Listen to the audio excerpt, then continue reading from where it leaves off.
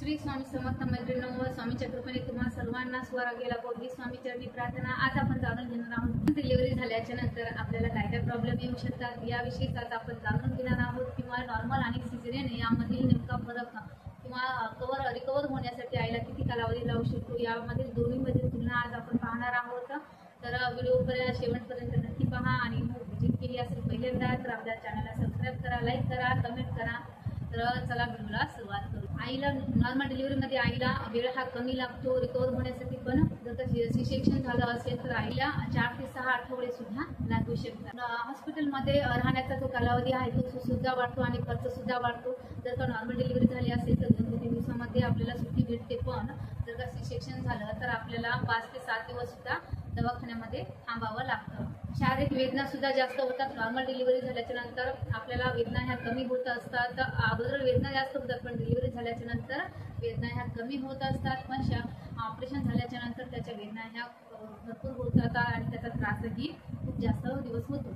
जर का तुमचं पहिल्या वेळेस सी सेक्शन झालं असेल तर पुढच्या वेळेस सुद्धा सी सेक्शनच होण्याची ही शक्यता जास्त प्रमाणात संभाव्य। सी सेक्शन झाल्याच्या नंतर जसं की मी अगोदर तुम्हाला सांगितलं की नॉर्मलपेक्षा हा खर्च जास्त प्रमाणात दवाखान्यामध्ये आपला खर्च होतो। नैसर्गिकरित्या जर का डिलिव्हरी झाली तर बाळाला बॅक्टेरिया हे भेटतात आणि त्यापासून बाळाची रोगप्रतिकारक शक्ती वाढते। पण जर का सी सेक्शन झालं असेल तर बाळाला बॅक्टेरिया हे कमी प्रमाणात भेटतात आणि बाळाची रोगप्रतिकारक शक्ती ही थोडीशी कमीच असते। डिलिव्हरीमध्ये आपण लगेचच बाळाला स्तनपान सुरू करू शकतो, पण सी सेक्शन झाल्याच्या नंतर बाळाला हा थोडंसं उशिरा किंवा कालावधी जास्त लागतो बाळाला स्तनपान देण्यासाठी।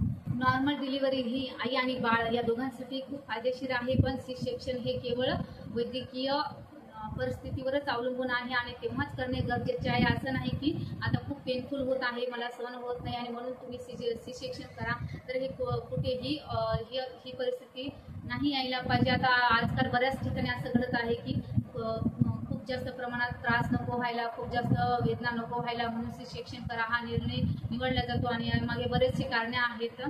तर अशा गोष्टी नको घडायला, तर तुम्हीही जर का गरोदर असाल तर तुम्हाला नक्कीच माझ्याकडून शुभेच्छा तुमची नॉर्मल डिलिव्हरी होण्यासाठी। तर भेटूयात अशाच नवीन व्हिडिओ सोबत।